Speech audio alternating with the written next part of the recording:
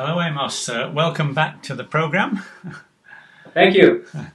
In our first interview, we talked about your life, general background, and we talked a little bit about the book. But tonight, we're going to talk specifically about the content of the book, and with as much detail as we want to do. It's safe to say that the Jesus paradox is one of the central themes in your book, and I really like the quote from Thomas Merton very early on in the book, which is, "It is in the paradox itself, the paradox which was and still is a source of insecurity, that I have come to find the greatest security." We might have touched on this before, but people who didn't see the first interview, can you summarize the Jesus paradox and how that came to be a central theme of the book?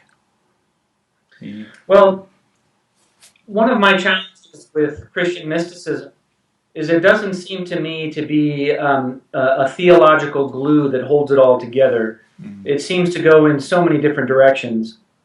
But I did find in the Alexandrian mystics, who some would refer to as the Alexandrian Fathers, I did find this glue of Christian mysticism, which I really believe is the core of Christian mysticism, and that is the Jesus paradox. And it's something that really is appreciated more after there's more inner experience in meditation and in deep forms of prayer. And there comes, I think, in time, a greater and greater appreciation for paradox, and when it comes to Christian tradition, the Jesus paradox in particular. But I think it takes us a long time to get there because we are very heavily scripted in Western culture towards winning and losing, towards dualistic thinking, towards either or. So to hang on the horns of a dilemma and not to make a decisive either-or approach, that's something that most people aren't capable of because it requires a real tolerance for ambiguity. It requires a real relaxed sense of self, a comfort in one's own skin, being able to hold creative tensions. That's not easy. Most people would much prefer a soundbite. And they'd much prefer to say, yes or no definitively, and then to defend their position. But I think it's the capacity of the mystics to move us beyond that, to appreciate mystery with a capital M. So I don't know, there's so many ways to try to unpeel this onion, but maybe that's a start. Yeah, that's right. And in the foreword by Leonard Sweet, he said that mystics don't meet in the middle; they hold the ends together, which ignites the fireworks. I think that was a great way of talking about it. And you touched on the Alexandrian mystics before, and you talked about between the 4th and 5th centuries as being hugely significant. Why was that? Was that a particular time that there were other relevant and significant times? But what was so special about that time in history, do you think? Well, that time in history was really the birth of monasticism. And, mysticism, if we talk about mysticism in particular, the fertile ground for mysticism, and this is for all the world religions, is monasticism. Now, monasticism doesn't necessarily lead to mysticism, but it is the fertile ground that if you plant the seeds in that atmosphere of silence, and in that atmosphere of quiet, without a really heavy-duty, busy schedule, it's easier to actually to dip into mysticism. But the reason why the 3rd through the 5th centuries in the deserts of Egypt are really so significant to me is not only were they the birthplace of Christian monasticism, But there were 200 monasteries that cropped up during that time, and that's the most monasteries in Christian tradition that we've ever seen before or since.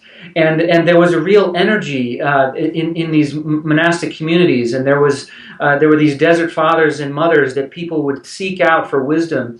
And really, the genesis of all of this was Saint Anthony, who's referred to as Anthony the Great, and he went into seclusion in the Egyptian desert in the late 3rd century, and he went into a cave, and he was in that cave for 5 years. And this is very similar to Hindu mystics or Tibetan mystics who go into seclusion for some time. And so he went into this cave for 5 years, and when he finally came out, people said that he was radiating with light. And people came to see Anthony from all around, and he was known as a healer, and he had this presence. And of course, these kinds of stories are well known in India and in Tibet and in other areas of the world, but we don't really connect with that aspect of Christianity, of these people who really received the Holy Spirit with power. I mean, it says in Acts chapter 2 that when you receive the Spirit, you'll also receive power, and that's what happened with Saint Anthony. So that's why that period, 3rd through the 5th century in Egypt, is significant to me. Right. So would you say that the isolation that you just talked about, is that a more or less a prerequisite? You can't achieve that level without that oneness, without that personal experience of contact with God, and that can't be, or more difficult to achieve in the wider world. There needs to be that time where you have. Well, yeah, and most people, especially in the West, are constantly distracted by the senses, and it would be safe to say, I think, that we're all addicted to the senses, and so what the mystics tell us is that what we need to be able to do is to let go of all of those things that attract us from the senses, to go into a deeper place in the mind and the body. And that's why all of these different so-called deprivations are encouraged. For instance, silence, that's the absence of words, the absence of noise. Stillness, that's the absence of lots of movement. Fasting, that's the absence of eating food. Abstinence, not partaking in sexual pleasures for a period of time. And these, I think, in the Western mind are often seen as repressive, but they're actually liberating, because it's the compulsive fixation to all of these sensory stimulations that is really what is enslaving us. If we can never stop eating, never stop talking, never stop moving about, never stop, jumping into bed, there's something that's very addictive about that, and there's a lack of freedom there. But if we can really let all of that go, then all of those things that distract us from God in the ultimate sense, then fade into the background, and we can actually perhaps hear what is referred to as the still small voice in the book of 1 Kings in the Bible. But most people, there's so much clutter, and there's so much chatter, and there's so much movement that we can't really perceive those deeper levels of reality and of consciousness. Yeah, and you talked about a mystical theological core that united, in particular, the Alexandrian mystics. What was that? The isolation we talked about, that a part of that? I would have thought there's probably more to it, a lot more to it than that, but. They talked about there was the Desert Fathers and Mothers, and they. Yes, I'm not sure what. I'm trying to sort of paint a picture for later on when we get into some other details. Well, I think this is rooted in the book, but it's something that I developed a little further in my website, and that is some of the real roots of Christian mysticism today. Like if we were to identify what are the roots of Christian mysticism today, and they all complement each other. The first root, I would say, is new monasticism, and that is the understanding that the prayer practices of the monastery can be incorporated into a normal, everyday 21st century life. Yeah. So that's new monasticism, and there's a lot of people who talk about it. It's also referred to as lay monasticism or neo-monasticism. The second root would be centering prayer, and centering prayer is a deep form of Christian meditation that goes back to the Desert Fathers and Mothers and to the 3rd through the 5th century in the Egyptian desert, but it's made contemporary today by authors like Cynthia Bourgeault and Thomas Keating and many others. Mm. The third root, I would say, of Christian mysticism today is just reading or studying the mystics. There's so much now that we can find on Christian mystics, like Julian of Norwich, I think is a classic, amazing mystic, woman from England, who just a phenomenal mystic, and whose writings have become available and very popular today. And I think Thomas Merton is another one who his book New Seeds of Contemplation. It is just such a profound testament to the levels of consciousness that are possible.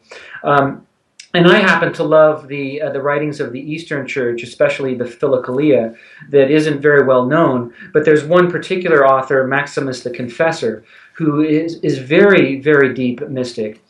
And so there's the study of Christian mysticism. And then the fourth root, according to my organization, which is called Recovering Christianity's Mystic Roots, the fourth root is the Jesus paradox. And this is the theological glue or the theological core that holds it all together.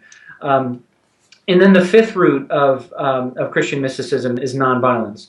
And we see that many of the mystic groups that have come forward through the ages are nonviolent. And the Quakers are a case in point. They were highly mystical in their approach to God, and this also led to nonviolent activism. So if I were to point to the major roots of Christian mysticism today that hold it all together, because Christian mysticism is very often, it's so diffuse, and it goes in so many different directions, that I think these four, or these five principles, I should say, really hold it together. Right. And again, in the early part of the book, it was mentioned the Christian faith is a surround sound spirituality. I like the story. If you're only hearing one thing, you're not hearing Jesus. Wholeness is not oneness. Wholeness is harmony. Wholeness is singing with one voice. Wholeness is singing with multiple voices that are in harmony with each other. So that was a very clear way of saying. Well, yes, I think as you go deeper into Christian mysticism, especially the practice, because there's one thing I think we have to be clear about here. I think the reason Christianity, especially mainline Christianity, is in a diminishment in the United States and in the UK and elsewhere, is because it's focused on belonging systems and belief systems. And now I think, especially in the 21st century, there's a great thirst to go beyond belonging systems and to go beyond belief systems to actual experience. And people who actually experience this stuff and who actually have this deep feeling of God's presence is just so eminent and so energetic and so visceral. I think that is what people are really thirsting for, and it can really bring. I think it can revitalize Christian tradition and revitalize religion. And it's amazing to me as I look back in history, and I look at the monastic movements in Christian tradition. They were so resistant to persecution, so much more than all the other forms of Christian tradition, especially in the East. And the reason that is because these people in the monasteries had actual experience, and this gave them this conviction that was so powerful, and so they were very resistant to any form of persecution because they had that experience. And so I really want to emphasize that. I think that's what people are thirsting for and longing for: experience, not just belief, not just belonging. Right. So we're talking about maybe recommending that people look at Jesus and Christianity in general in a broader perspective. And, Yes. and another comment in the book, it demonstrates that the essence of biblical faith is not learning the right answers or exploring the right questions, but living the mystery. Whereas before it was quite structured, wasn't it? This. Yes.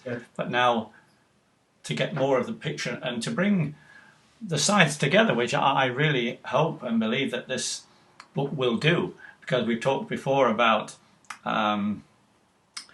the right and the New Age people in poles apart, really, in some ways. And I'd like to think that the book will ask them to think again. And I remember back to our interview, and you talked about the fundamentalists not thinking that they're fundamentalists.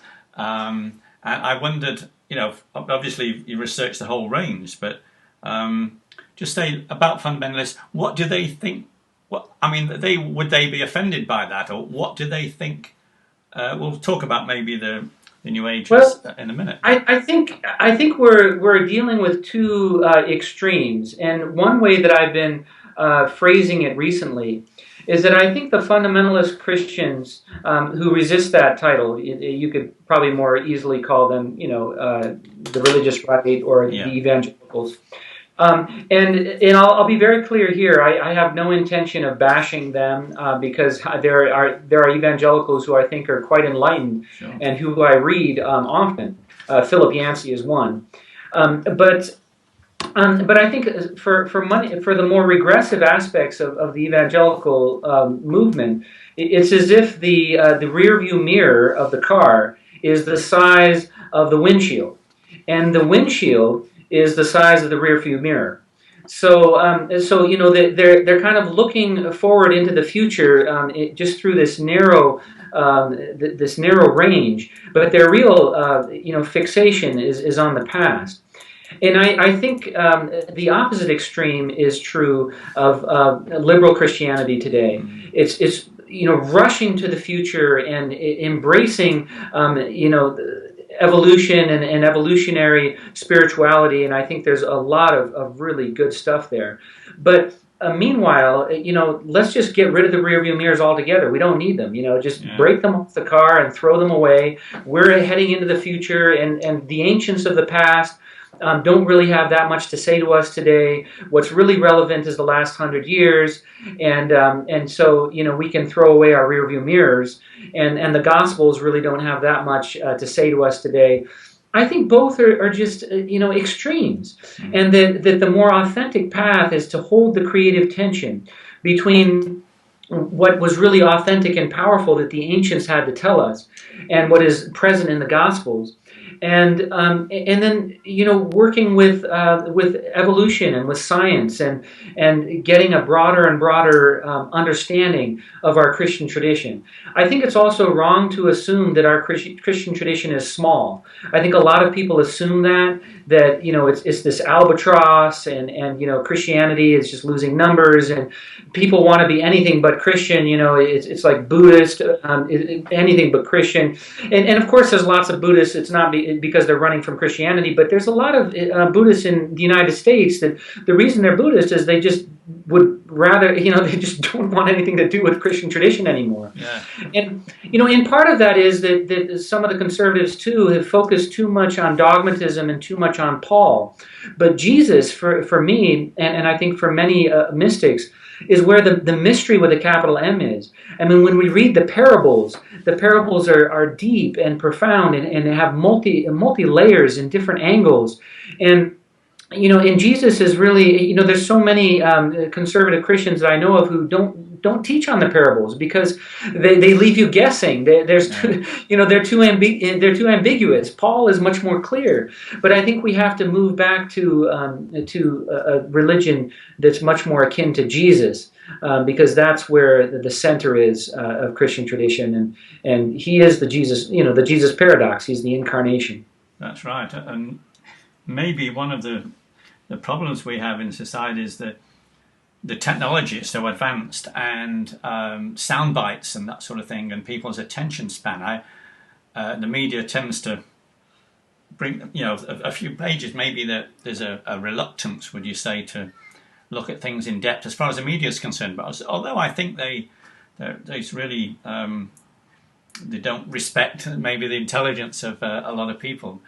A lot want to search and a lot want to expand, and not just say, "Oh, I'm a Christian," or whatever denomination that is. It's people are looking for that, and I'm hoping that this will encourage them to do that. And also, we've talked about fundamentalists there, and then maybe with the New Ages. I remember, part of the book is or a criticism, or certainly a comment about the New Ages, is that and I think were very valid, about the lack of structure, and you recommended having a faith, working within faith. So I'm wondering how maybe the New Ages, the reality that maybe we're trying to persuade them or get them to think more about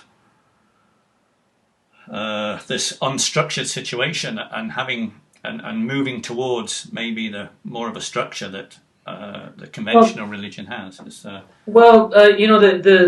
Hindu sage Sri Ramakrishna, when he went to the World Council of Churches, one of the things he said there's a temptation in the Western mind to, if you need water, to dig many different wells. And there's a thirst for water. So you dig a well here and you dig it for a while. You find, okay, I'm not coming to any water, so I'm going to dig another well over there.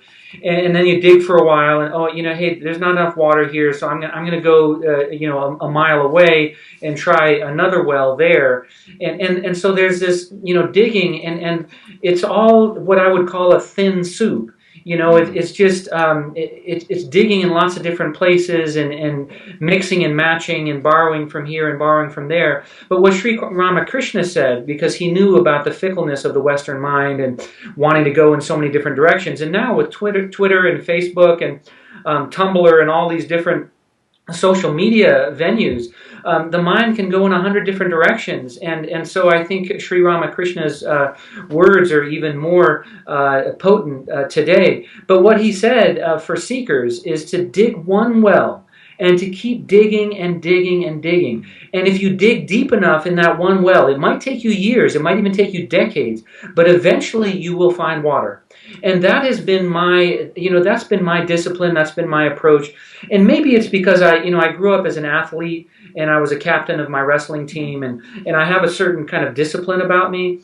And I do believe that Christian tradition is a well that that is profound, that about 1/3 of the world ascribes to. And if we really got to know some of the Christianity that exists in the Orthodox Church and among the progressive Catholic community, and if we really got to know the depth of Christian tradition, we would find everything that we're searching for there. And seekers would find the deep forms of prayer and meditation and mantra. It's all there in Christian tradition. It's just you have to dig deep enough and long enough and hard enough in order to find it. And there's some integrity there too, I think, because that's where my ancestors are. When I do my family tree and I go back hundreds of years, back into England and back into Scotland and back into Italy, I find that so many of my ancestors that this was their tradition. They were Christian, and so to be a Christian and to remain Christian and to focus in that way gives me a sense of grounding. It gives me a sense of continuity with the past, which is important to me. Yeah, that's right. And another quote, I think it's was it from Augustine's Confessions about the God-shaped hole, and he wrote, "My soul is rested, O Lord God, until it rests in thee." From this sentence, the phrase "God-shaped hole" was coined. So that's one of the yeah, I love that phrase, the God-shaped hole, because I do think and there's been a number of sermons I think written about this, but that people, when they go into a brothel, what they're really trying to do is fill the God-shaped hole. And when people go into a bar, what they really are trying to do is fill the God-shaped hole. There's this deep thirst, and we want to fill it. And so we, in the United States, we go to Las Vegas, and there's the famous saying, everything that happens in Vegas stays in Vegas. So we go a little crazy, and we drink too much and get a little wild and watch some strippers or whatever. But all these different things, we come away empty, and we still have that nagging God-shaped hole. Yeah. And it's only the deep forms of prayer that, for me, in my life, have helped to fill that God-shaped hole. Also, nature. I was a mountain climber for many years, and being out in the wilderness made me feel connected to God and to the ultimate mystery, and made me feel alive in the most profound sense. Yeah. So I think we need that. We need those things that make us come alive. Yes, that's true. And I hope that, we were talking about bringing the sides together, and I hope that there can be some initiatives or something somewhere that can get both sides to consider the other's situation. And there needs to be more dialogue, maybe more online forums, or just something. People around the world, Skype, who knows. Well, yeah, and that there's the New Age and the Fundamentalists, and I've painted some broad brushstrokes in my book of the tension between them. But in a really basic sense, you could say that the Fundamentalists are saying that Jesus is God, period, end of story. And that's their position.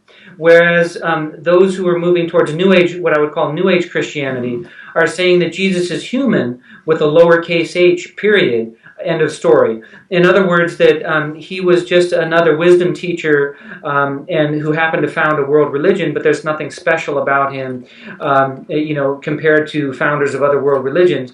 And this discounts 2,000 years of witnesses in the Christian tradition that said something very unique happened with Jesus. And the other extreme of the fundamentalists, when they say that Jesus is God, period, that's such an absolutist statement, and it rules out 2/3 of the world's population, and that's a form of violence. I mean, when we deny other people in the world access to God, that is the beginning of the dehumanization process, which then allows us to justify going to war against them and to kill them and so on. So keeping these two extremes in creative tension is what the Alexandrian mystics or the Alexandrian fathers did. They said that Jesus is at once God and human. That means you cannot say Jesus is God without qualifying that God in human form.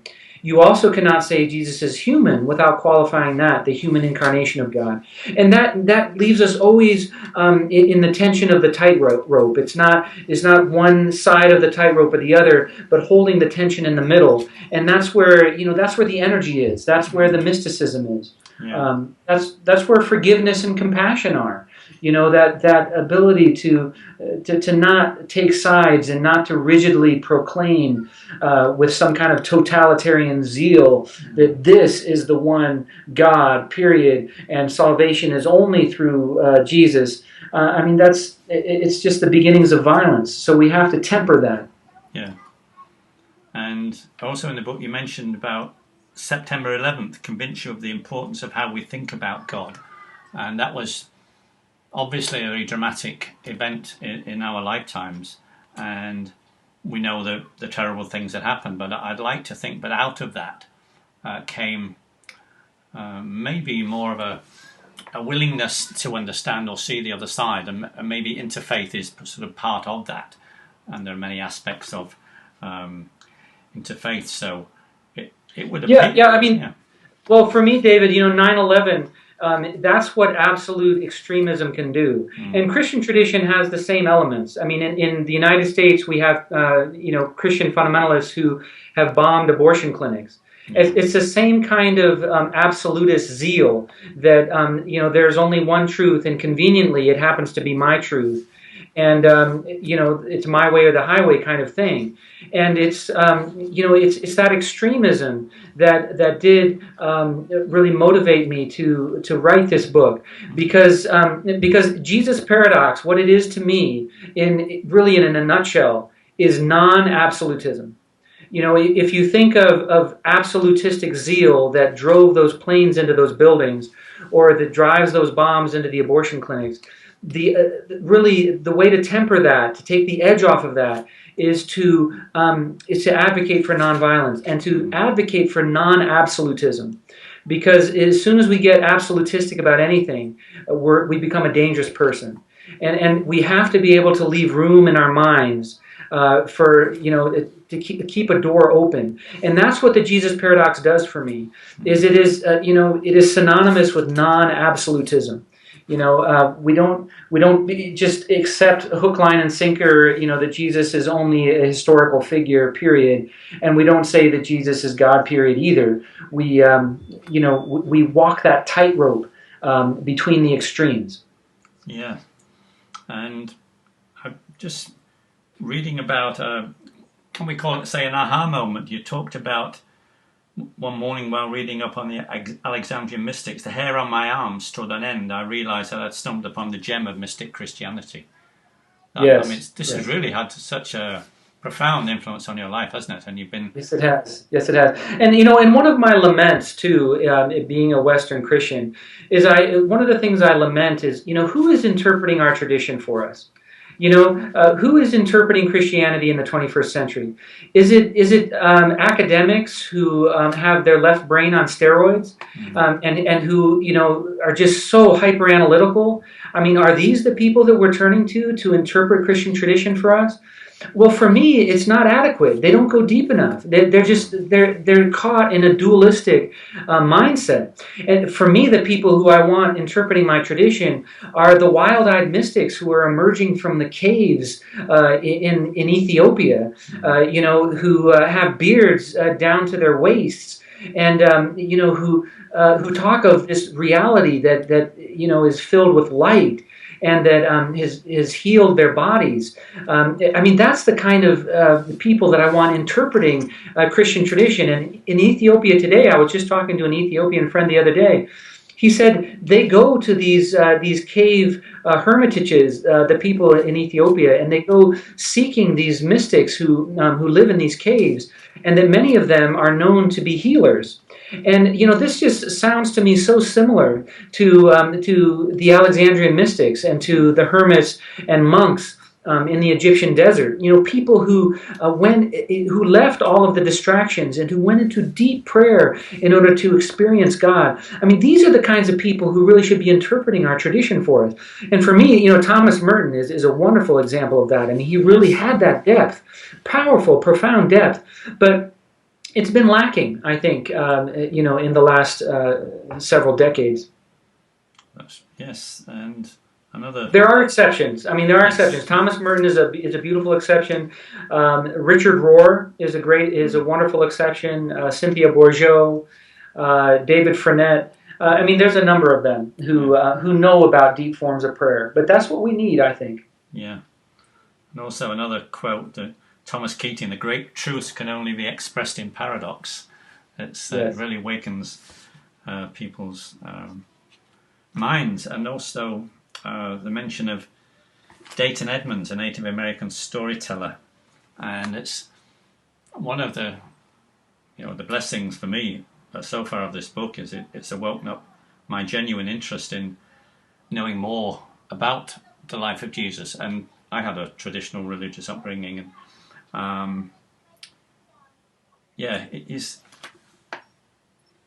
theology centers on Jesus as storyteller, and I know you would have done a lot of research on the life of Jesus from the very early days to the things you've spoken about, but the person of Jesus. And there are many films. There was one great British, a BBC documentary a few years ago about, I think it was called The Son of God, and extensive research into the life of Jesus. So there are many ways that people can express this, and a Native American storytellers, they have their own view, and to be open to that, and philosophers that have talked about and the mystics. Well, and I'm looking at that same chapter that you're in, David, called "Going Deeper into Paradox," and on page 23, there's a subtitle "Working with or Working Against." Yes. And I think this really gets at the dualistic problem that we have in the West. And what I wrote here is the West battles against the unwanted forces of nature.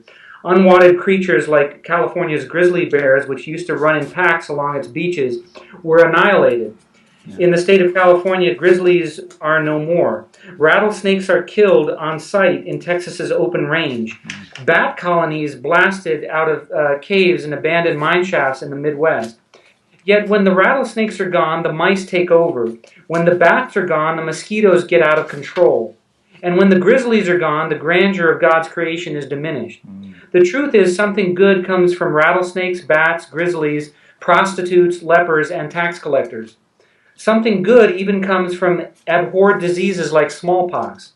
For some time, a number of Western scientists wanted to rid the world of smallpox, to eradicate it completely from the planet. Others prudently argued the smallpox virus should be preserved for future generations. The unique virus could prove valuable to medical research. So the smallpox virus was saved for its innate long-term worth and possible contribution to future medicine. Interestingly, the AIDS virus is treated completely different by Chinese and Western medicine. Chinese medicine assumes the virus will always exist and attempts to build the human body's resistance so the body can live with the virus. The Western approach is to eliminate the virus completely. The first approach to the virus is more holistic, the second more linear. The first has a built-in sense of paradox, the second is the slave of reason. Reason labels some things good and others bad, then plots a line from one end to the other. Progress is advancement along the line. According to this thinking, fat is bad and should be removed through liposuction. Wrinkles are bad and should be flattened with Botox. The AIDS virus is bad and should be eliminated, period. In contrast to the dualistic Western perspective, the holistic approach concedes that good can come from the smallpox virus and from working with rather than against the AIDS virus. Holistic methods of weight reduction and reverse aging work with the entire system instead of isolating and eliminating the unwanteds. The holistic mind of Jesus eats at table with the disreputable scumbags, lavishing them with God's grace. Environmentalists work with, not against, perceived pests like grizzly bears, bats, and rattlesnakes. So it's this idea of just loosening up the mind so that it doesn't have this either or complex, this right or wrong, bad or good. In the original Aramaic that Jesus spoke, when he spoke about the tree that bears ripe fruit, there were no words for good and bad in Aramaic. It was ripe or unripe. Right. So it's not good and it's not bad. It's just ripe or unripe, And we love to put some people on a pedestal and put other people's in a gutter. It makes us feel better. I mean, the bad guy should wear black hats. The good guy should wear white hats. It makes us feel safer in the world, like everything is under control. But it's not that simple. The guys with white hats do bad stuff, and the guys with black hats sometimes, step on a pedestal and do some good stuff. Yeah. So. It's just, you've got to break through that dualistic stuff. Of course, and look at situations in a much broader perspective. But that was one of the many wonderful things about the life of Jesus, how inclusive he was. Yes. And you talked about the prostitutes and lepers. There was no one left out. And right. He teaches us such a valuable lesson that is so relevant to today. I would even say, David, that there's aspects of our own selves that we hide and that we suppress and that we deny and that we don't want anybody to know about. Yeah. And I think what Jesus is saying is we have those elements in our society. In his society was the lepers and the prostitutes and the tax collectors. But within our own selves, we have those aspects of ourselves that Jesus says, hey, take down the wall. And embrace this part of yourself that you consider unwanted, because really in God's eyes everything belongs, everything has a place. Everyone has a seat at the table.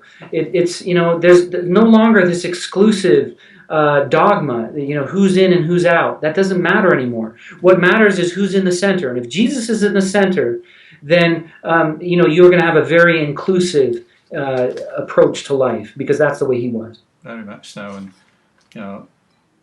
another way of saying, we're all part of the same family, and Jesus was like that. And one of his famous quotes, one of my favourites, about even the least among you can do as I have done, and greater than this, something very close to that. And there is something, I think we're just thinking maybe we've been static for a long time, but there's, one of the things that's really woke me up about this book is that it encourages people that, to live in a broader perspective and live how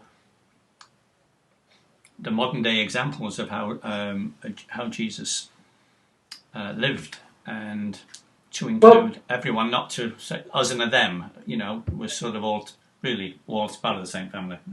But I think one way that we really can get into this stuff, David, in an authentic way, in not just an intellectual way, but into our bodies, is it's no coincidence to me that those in the Bible that spoke most about God in a very intimate and mystical way were shepherds. They were hermits. They were people who knew about silence and who spent a long part of the day in silence. And that is something that we have lost in the West. We really need to have time, for silence. Now, I'd like to read, this is also from my book, page 188. I describe a place that I go to as a child that puts me into those depths of silence where I can begin to appreciate mystery and paradox. And this is, the subtitle is The Meadow. When I was growing up in Virginia, there was a large open meadow up the hill from my childhood home. Even though most of the acreage in my neighborhood was well developed, the meadow was left wild. After I climbed over a dilapidated wood fence and made my way through a thick barrier of trees, tall green grass sprang, resembling an overgrown alpine meadow. At night, the sky above the meadow opened into the great expanse. The distinct stars illuminated the darkness as though I was far from habitation. In the summer, the fireflies added lights to the deep blue. The meadow gave me the space I needed when my little house and family began to close in. As with all families, sometimes things got claustrophobic. At those times, I headed out the back door and started the slow walk toward the meadow. When adolescent insecurities mounted and there was no outlet, I started the slow walk. After I pried through the wall of trees, I would walk several paces, then lie back against the thick grass. At first, my thoughts raced, as they had throughout the day. Then slowly my thoughts settled like particles of dirt floating to the bottom of a glass of water. If I stayed there, the water became still, all the dirt settled, and the murky water of my mind cleared. Space between thoughts lengthened, my breath slowed, and a homesickness I struggled to articulate softened. I was only yards from home, yet I had another home, akin to silence. Yeah, that's I think we need to connect to that silence. We need time on retreat. We need time in prayer every day, just to unplug, to unwind, to let that deeper mind seep in. Because our reasoning mind is a bully. It'll just take over and it'll try to analyze everything. But as we know, if we have any wisdom and if we've lived for any length of time, the analytical reasoning mind has its limitations. And at some point, it just falls back on itself. And so we have to find something deeper, broader, more profound. Definitely. And as you say, there are so many things competing for our attention. Yet the media very, very manipulative media. They try to persuade us a certain way. They try to get us to buy things or think a certain way, but not always with great depth. And what you were just saying before really sort of resonated with me about meaning to question and to read widely and to experience different people and the friends we have and the people we associate with online and otherwise, and that's part of this, where you're trying to say that there's so much unused potential in all of us, and using Jesus' life as an example can be a very profound way of doing that, because it's right. Well, and I think, getting back to the Jesus paradox and the theology of the Jesus paradox, I think theology at its very best does not try to explain away the mystery. When theology tries to do that, it just, nobody wants to read it. I mean, I would much prefer to read poetry than to read that kind of theology. But theology at its best, especially in the Eastern Church, is a way of beholding the mystery. So you're not trying to explain away the mystery, but you're trying to behold the mystery.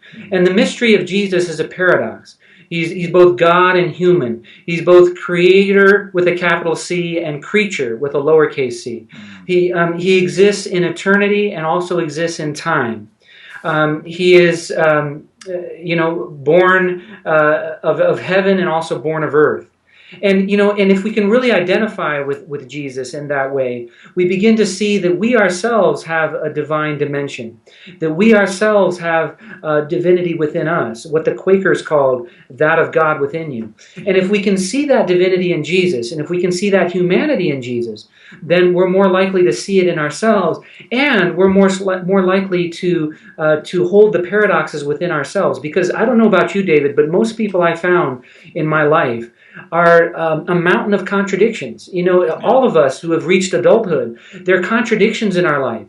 And the only way we can make our peace with those kind of contradictions is to, allow the mind to just open up, and the heart to open up, and to not have to explain everything away, but just to behold the mystery. I hope that that's what the Jesus paradox does for people. Yeah. That it's not one more piece of artillery, in our arsenal to defend our position. I mean, God forbid. But it's a way of beholding the mystery of God with us. That's right, and living the mystery and question, yes, but not to get bogged down in an answer, like you said, yeah. Just to search, to continually search, and hopefully that. Well, and I think it was Carl Jung who said, it is really a profound statement, but he said the greatest problems of life cannot be answered. That we simply, we simply mature beyond them. We start asking different questions.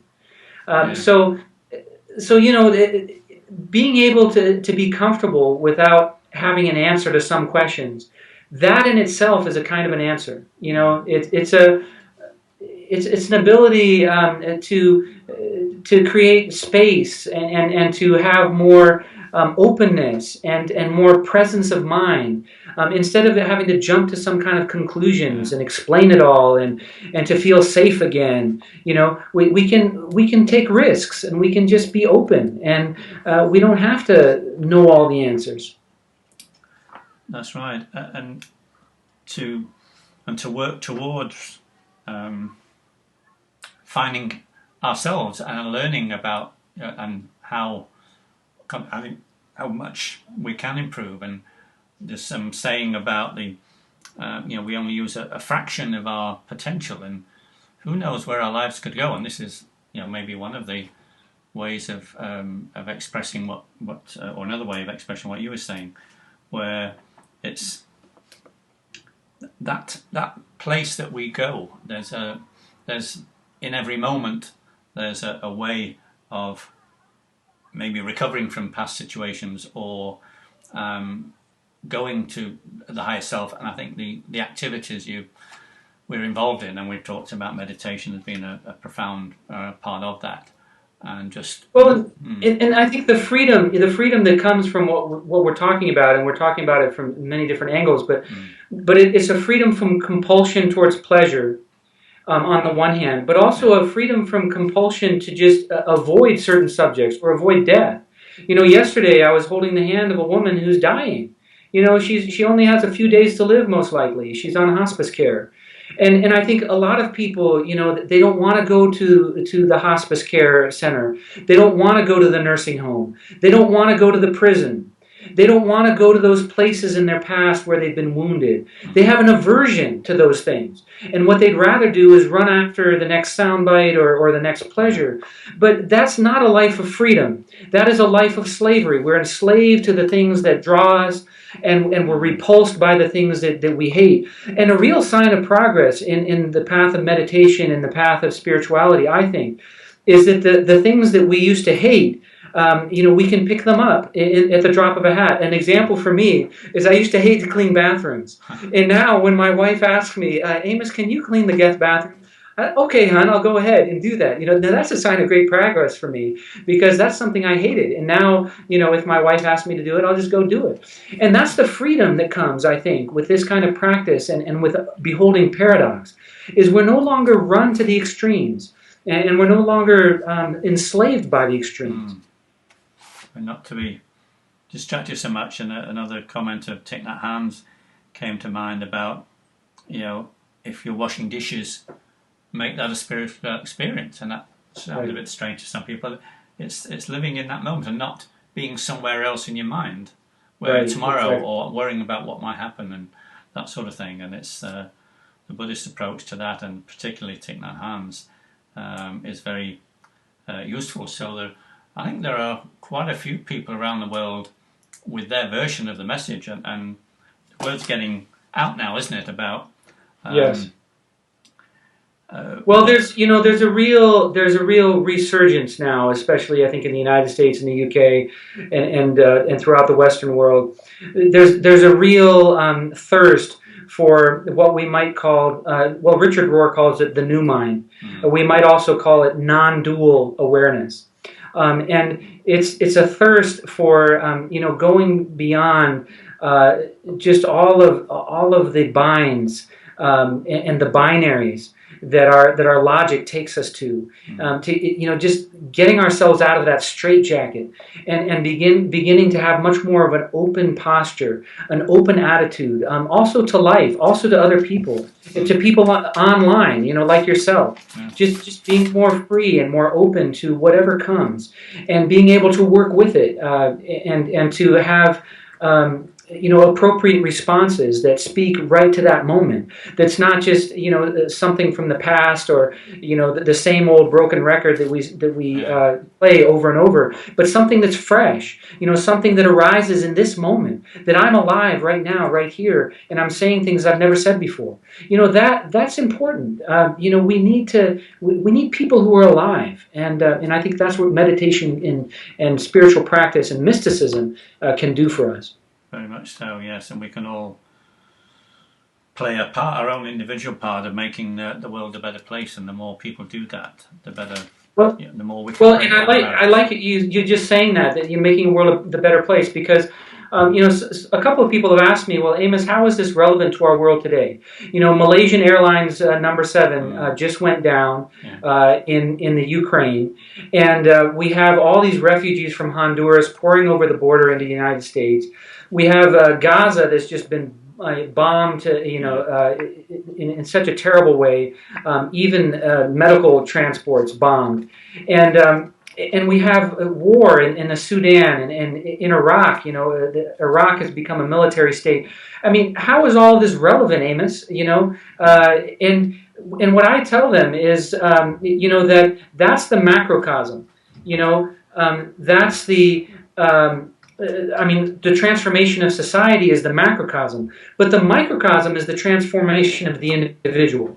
And what we can do if we can transform individuals is that we can create people who can then become a catalyst for change.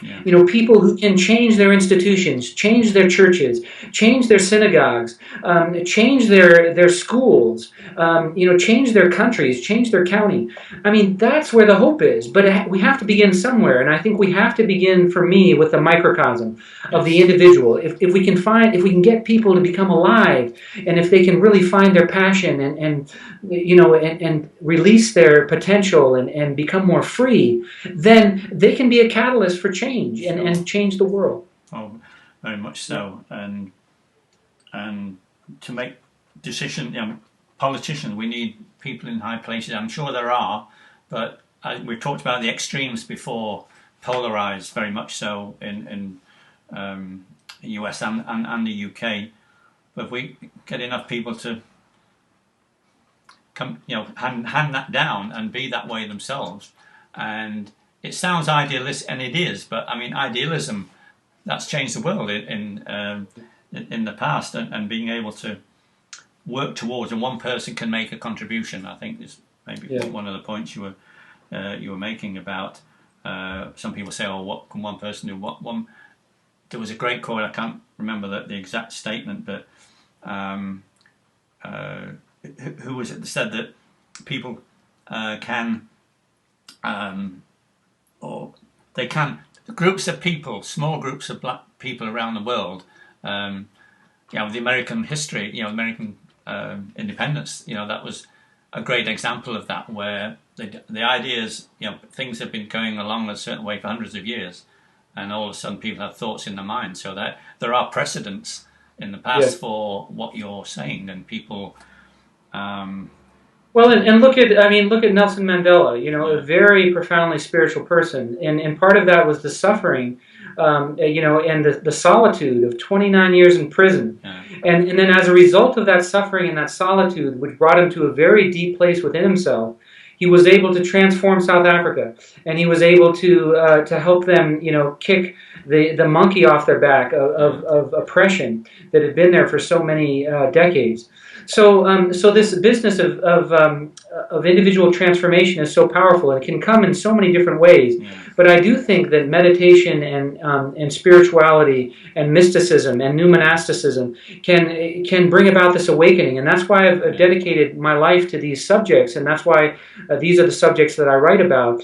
But I think also, David, to transform the world, first we see the divinity that's in Christ. Then we begin to see the divinity that's within ourselves. And then in time we begin to see the divinity also that's in other people. And as we really truly begin to recognize that and absorb that on deeper and deeper levels of our being, we become incapable of violence towards other people. Because if you see divinity in somebody else, then to turn around from that standpoint and destroy another human being makes no sense at all. And I think it's also important in our day and age, with all of the environmental destruction, to see divinity in the ecosystems, and to see harmony and to see God's beauty in the ecosystem. And so once we see divinity in God's created world, to, from that standpoint, turn around and try to destroy an ecosystem or clear cut a forest, it makes no sense. So as we wake up to divinity within ourselves, we wake up to divinity in our world and in other people, and we live a whole different kind of life. And that's the point. The Jesus paradox is one of the scaffolds, along the way. We have lots of scaffolding, to get us to a higher state of consciousness. But I think the Jesus paradox helps us when it is coupled with these other things like centering prayer and new monasticism and the study of the Christian mystics and so on. Right. So it looks like we're coming close to time. The speed at which time passes when we're talking, it's just you want it to last. But I'm hoping that we can continue this. I'm really enjoying this, and it's having a profound effect on my life. It's sort of opening me up more than I had before, and questioning and knowing even more that the life that Jesus led, it's an example, and it's relevant, very much relevant to the modern day.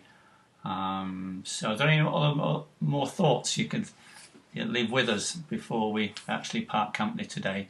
I know this is quite we've only touched on the book really. I hope we can continue. I'm certainly very interested in doing that. But, yes. Well, I think that what anybody who's gone deeply into silent prayer would tell you, especially after they've done it for many years, is that at the very basis of reality, at the very root of reality, once all the distractions have faded into the background, there is a healing and mysterious and compassionate presence. And that presence, for me and for many Christian mystics, is interpreted and mediated by the person of Jesus. Not necessarily by the church through the ages, because it's gone through many repressive phases. But Jesus and what he represents is an anchor, and especially the mind of Christ. That's what is referred to in the Gospels and referred to in the New Testament. The mind of Christ. It's a non-dual approach to life. It is a life that is open to mystery and open to questions, and that is non-violent, and that is full of peace and joy. And so, if my work can help even one or two people to move in that direction, then I think I'm on the right path. And I really appreciate this time with you, David. I thank you for taking this time, and I've really enjoyed these conversations too, and look forward to more conversation. Okay, thank you for being with us today, Amos. Okay, and all the best in Manchester, England. We'll see you later. Goodbye for now. Okay, bye.